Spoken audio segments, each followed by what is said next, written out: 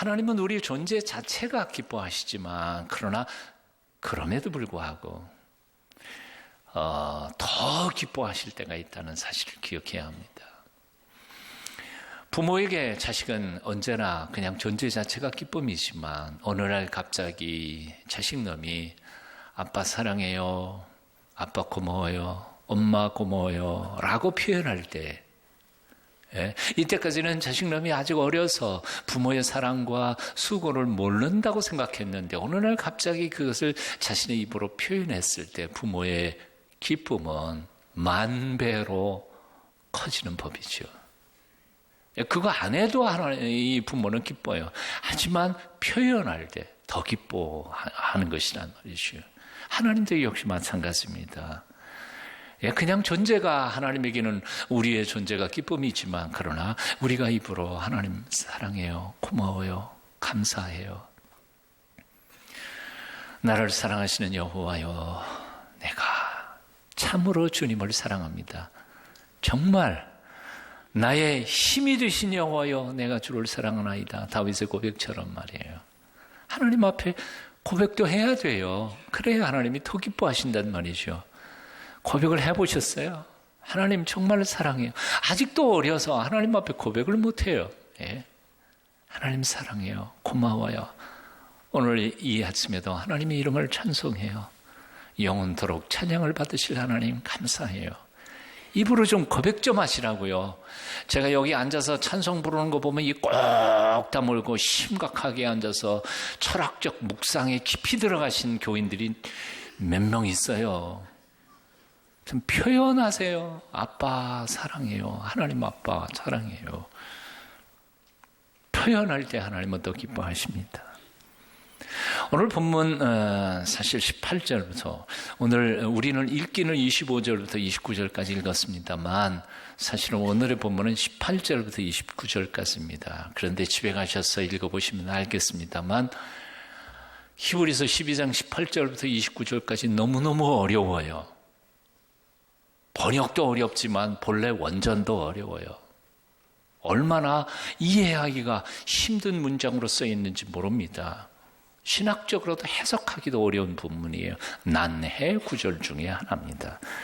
그래서 너무 어려운 것 또 길게 읽으면 여러분들이 헷갈릴 것 같아서 아예 18절부터 24절까지는 안 읽었습니다. 하지만 제가 그래도 정리를 해드려야 될 것 같아요. 쉽게 얘기하면 히브리서 12장 14절부터 18절부터 24절까지 내용에는 두 개의 산이 등장합니다. 하나는 율법을 하나님께서 어미하시는 하나님이 실제로 이스라엘 백성들 앞에 내리셨던 신의 산이 등장합니다. 그런가 하면 두 번째 산은 어떤 산인가 하니 예수 그리스도의 보혈의 피로 구속함을 받은 하나님의 백성들 앞에 은혜를 베풀기 위해 다가오시는 눈에는 보이지 않지만 영적으로 우리 가운데 와 계시는 예수 그리스도의 임재의 상징인 시온산이 또 나옵니다. 그러니까 하나는 신의 산이고요, 하나는 시온산입니다. 하나는 율법의 거고요, 또 하나는 은혜의 산입니다.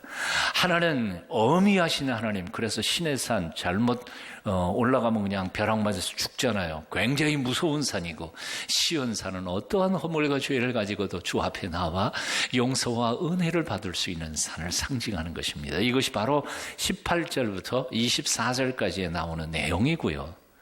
그리고 이제 25절 넘어가면서 그러므로 우리가 그 어미하신 신의 산에서 하나님 명령을 듣고 잘못한 벼락 맞아 죽을 뻔했었는데 이제 우리가 시온산에서 산다고 하더라도 하나님 두려운 줄 알고 하나님 말씀 잘 듣자. 그게 25절의 말씀이고요. 그리고 결론 부분은 바로 오늘 본문 28절입니다. 뜻을 생각하면서 오늘 28절 함께 읽어보십니다. 시작. 그러므로 우리가 흔들리지 않는 나라를 받았은즉 은혜를 받자. 이로 말미암아 경건함과 두려움으로 하나님을 기쁘시게 섬길지니 표현했습니다. 그러므로 우리가 흔들리지 않는 나라를 받았은즉 흔들리지 않는 나라를 받았다. 이게 무슨 뜻이에요?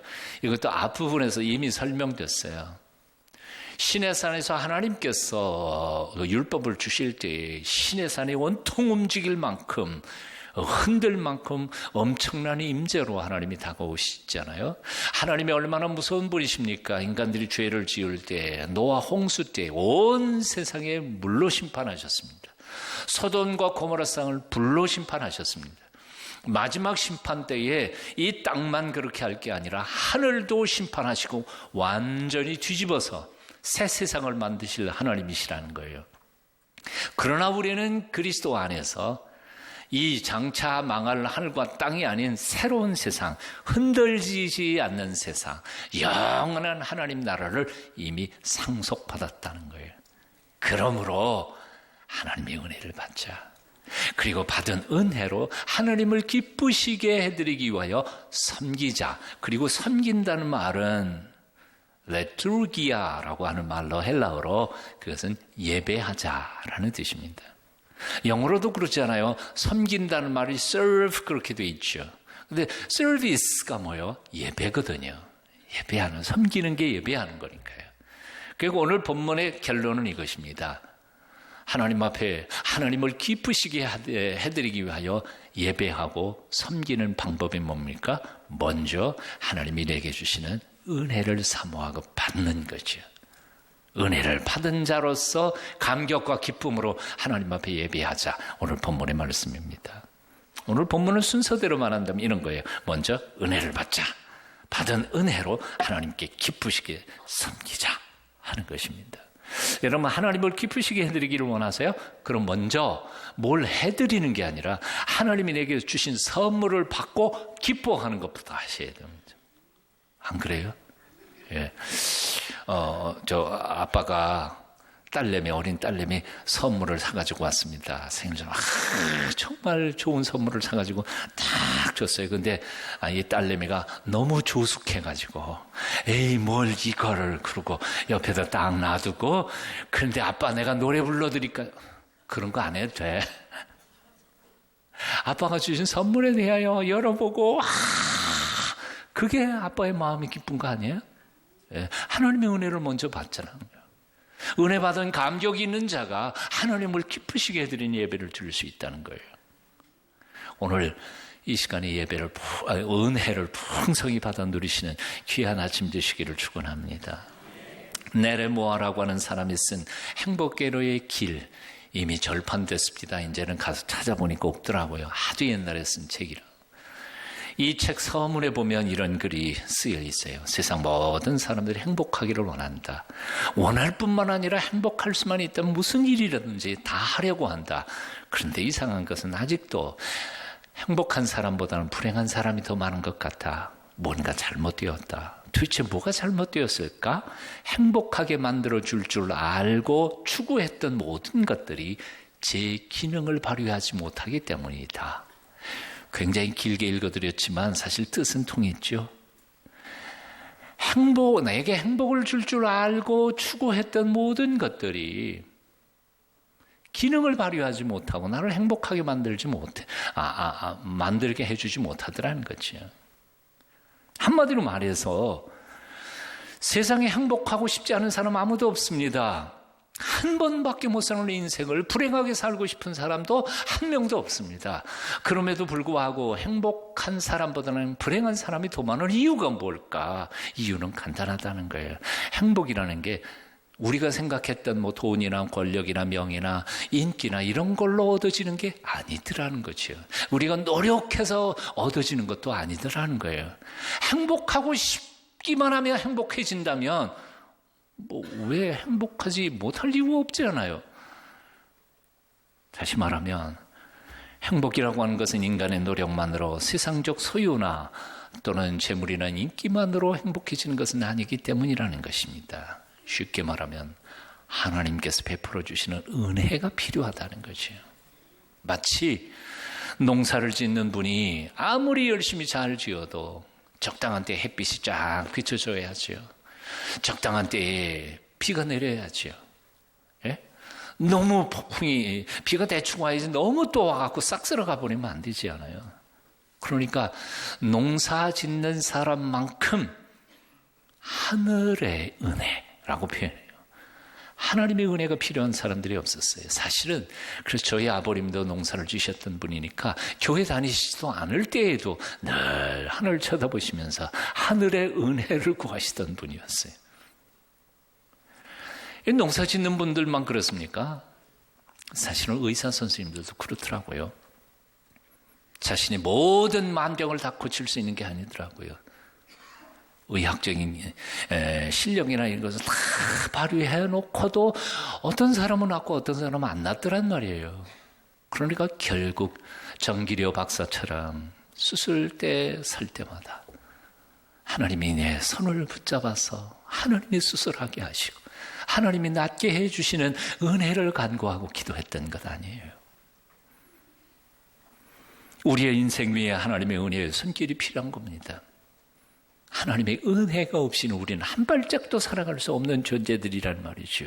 그래서 이사야 선지자는 이렇게 기도했습니다. 여호와여 우리에게 은혜를 베푸소서. 우리가 주를 앙망하오니 우로를 앙바랄망 우로로 바라보오니 주는 아침마다 우리의 팔이 되시며 환난 때 우리의 구원이 되소서. 이 이사야의 기도 속에 아침마다라는 말이 정말 가슴에 와닿아요. 아침에 동력의 해가 다 뜨잖아요. 매일 아침 해가 떠서 그 햇빛, 해가 비추어지는 에너지로 이 세상은 돌아갑니다. 마찬가지로 오늘도 하나님의 은혜의 햇빛이 우리의 인생 속에 비추어질 때 우리의 인생이 제대로 굴러갈 수 있다는 거죠. 이사야는 여호와여 우리에게 은혜를 베푸소서. 우리가 주를 앙망하오니 아침마다 우리의 팔이 되시며 환난 때에 우리의 구원이 되소서. 중근동 지역의 사막에 가면 비도 내리지 않습니다. 1년 내내 비 한 방울 오지 않아요? 그리고 강물도 없는 데도 있거든요. 강줄기가 없어요. 그런데도 불구하고 그 사막에 살고 있는 짐승들이 참 다양한 생태군을 이루고 있다고 그래요. 도대체 물 한 방울 나지 않은 사막 한복판에 어떻게 짐승들은 물을 공급받을 수 있을까? 생물학자들의 연구에 의하면 바로 밤에는 춥고 또 낮에는 너무 덥고 하는 그 기온 차에 따라서 새벽에 이슬이 추웠다가 새벽에 뜨거운 태양이 올라오는 그 기온 차에 의해서 이슬이 만들어진다고 하지요. 여우는 바위에 낀 이슬을 매일 혀로 핥아서 먹고 개구리는 자기의 머리와 눈 근처에 내린 이슬들을 두 손으로 씻어서 핥아 먹고 뱀은 자기 몸에 내린 이슬들을 몸을 굴려가면서 그 긴 혓바닥으로 이슬을 핥아 먹는다고 하지요. 재미있는 것은 풍뎅이라고 하는 짐승입니다. 물론 우리는 풍뎅이란 말하지만 우리가 말하는 풍뎅이하고는 학명이 틀린 것더라고요. 제가 보니까요. 근데 하여튼 풍뎅이처럼 생긴 곤충입니다. 사막에 곤충이 하나 있는데 이 곤충은 어떻게 그 이슬을 먹을 수 있을까? 혀가 긴 것도 아니고요. 풍뎅이 보셨죠?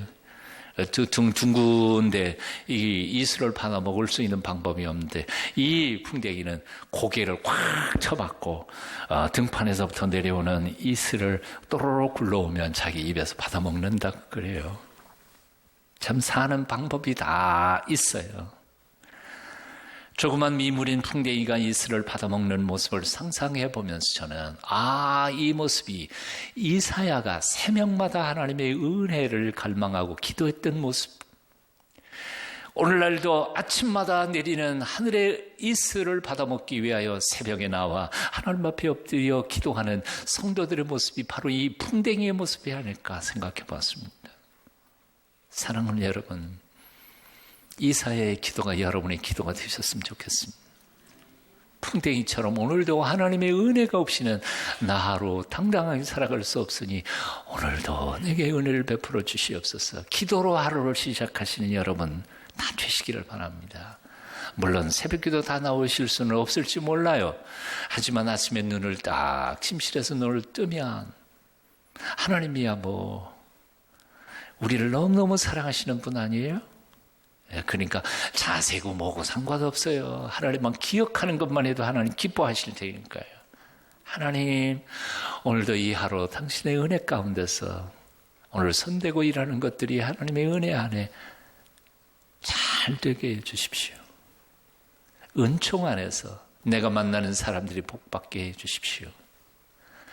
내가 기도하고 추진하는 일들이 하나님의 뜻 안에서 풍성한 열매 맺게 해 주십시오. 기도하고 하루를 시작하실 때 하나님의 그 하루를 복되게 지켜주실 줄로 믿습니다. 약속하시는 거죠. 내일 아침부터 새벽 이슬을 위하여 하늘로부터 내리시는 이슬을 위하여 기도하기로. 오늘날 우리 인간들의 지식과 힘은 정말 대단합니다. 인간의 세포, 이 생물의 세포 조직을 연구하다가 보니까 유전 인자를 밝혀냈습니다. 유전 인자 속에 담겨 있는 염기 서열을 또 찾아냈습니다. 그 구조를 찾아내고 그 구조를 바꿔가면서 조작하면서 병도 고치고 새로운 생명체도 만들어낼 수 있는 기술과 그리고 지식을 갖추게 됐습니다. 참 희한한 세상 됐죠. 그러다가 보니까 사실은 인공지능이 사람을 이길 만큼 돼버렸잖아요. 이세돌 씨가 4대1로 한 번 이긴 거에 대해서 막 인간이 아직은 그러는데 내가 보기에는 4대1로 빵 하고 진 거지 뭘 이긴 건 아닌 것 같아요. 핑계를 이렇게 대든 저렇게 대든 간에. 물론 바둑두는 지성과 소설을 쓴다든지 이런 창조적인 거 하는 거하고는 좀 차이는 있을 겁니다. 그럼에도 불구하고 사실 인공지능이 어디까지 갈지에 대하여는 사실은 두렵습니다. 벌써 오래전에 거의 10년이 넘었습니다. 오래전에 영국의 물리학자 스티븐 하킹은 이런 말을 했었습니다. 컴퓨터와 로봇의 발달 속도는 얼마 안 있어서 인간의 두뇌와 생물학적인 인간의 능력을 추월할 것이다.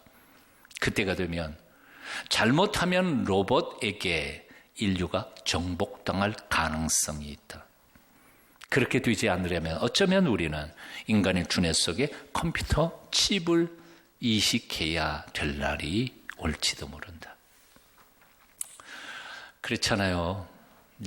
바둑 잘 두시고 싶으신 분은 그 인공지능 칩을 여기다가 이식해가지고 바둑을 뜨면 잘 뜰 거고요. 이 비극 아니에요. 엄청난 세상이 됐습니다. 그런데 우리가 여기서 잊지 말아야 할 사실이 있습니다. 인간의 지식과 능력이 자동적으로 그 많은 과학적 지식이 자동적으로 우리 인생을 행복하게 만드는 건 아니라는 사실입니다. 기술이 발달된다고 행복해질까요? 아니라는 거예요. 아니 오히려 거꾸로 통제할 수 없는 과학기술과 이런 과학 문명은 인간을 멸망시킬지도 모른다는 두려움이 미래학자들의 입에서 나타나기 시작했습니다. 사실은 이건 최근의 얘기가 아니라 벌써 오래전에 헨리 나우엔의 상처받은 치유자라고 하는 책 속에 보면 인도의 전설 속에서 미리 이런 경고장을 읽었다고 합니다. 헨리 나우엔의 책 속에 보면 이런 이야기가 나와요. 인도의 전설 이야기입니다. 4명의 왕자가 세상을 두루 다니면서 특별한 과학 기술을 배우고 만나기로 했습니다. 왜냐하면 과학 기술이 자기네 나라를 부강하게 만들 것이라고 생각했기 때문입니다. 그래서 4명의 왕자가 떠났습니다. 그리고 오랜 세월이 지난 다음에 4명이 다시 만났습니다. 첫 번째 왕자가 이렇게 말했습니다. 나는 뼈 한 조각이라도 있으면 거기에다가 살을 입힐 기술을 가졌다. 최고의 생명고강 아니에요? 둘째가 말했습니다. 나는 뼈에 살이 붙어있기만 하면 거기에 피부 조직을 이식하고 털이 나게 만들 수 있다. 셋째가 말했습니다. 살에 피부와 털이 있다면 난 팔다리를 똑같이 만들어서 붙일 수 있다. 넷째가 말했습니다. 생명의 형체만 있다면 나는 그 생명을 불어넣어 살려낼 수 있다. 이 4명은 각자가 배운 지식을 활용해 보기로 했습니다. 그래서 길을 가다가 뼈 한 조각을 주웠습니다. 첫째가 그 뼈 조각에다 살을 입혔습니다. 둘째가 가죽과 털을 입혔습니다. 셋째가 팔다리를 달았습니다. 넷째가 생명을 팍 불어넣었습니다. 그랬더니 그 생명을 얻은 놈이 일어나서 4 왕자를 몽땅 잡아먹어 버렸습니다. 왜냐하면 그 뼈는 사자뼈였기 때문입니다. 뭔 얘기인지 이해가 되시죠? 역사상 가장 막강한 부의 상징이었던 쌍둥이 빌딩 뉴욕이 우리 눈앞에서 아주 순식간에 사라지는 것을 우리는 보도를 통해서 보았습니다. 세계의 가장 막강한 정보력과 군사력의 심장부였던 펜타곤이 공격당하는 것도 보았습니다. 같은 날이에요. 이것은 굉장히 상징적인 의미였다고 지식층들은 이것을 해석합니다. 세계 모든 돈이 함께 모여들던 쌍둥이 빌딩, 세계 군사력을 좌지우지하던 펜타곤이 하루에 공격당하면서 이것은 인간의 교만으로 쌓아져가던 현대판 바벨탑에 대한 하나님의 경고장이었다고 해석합니다.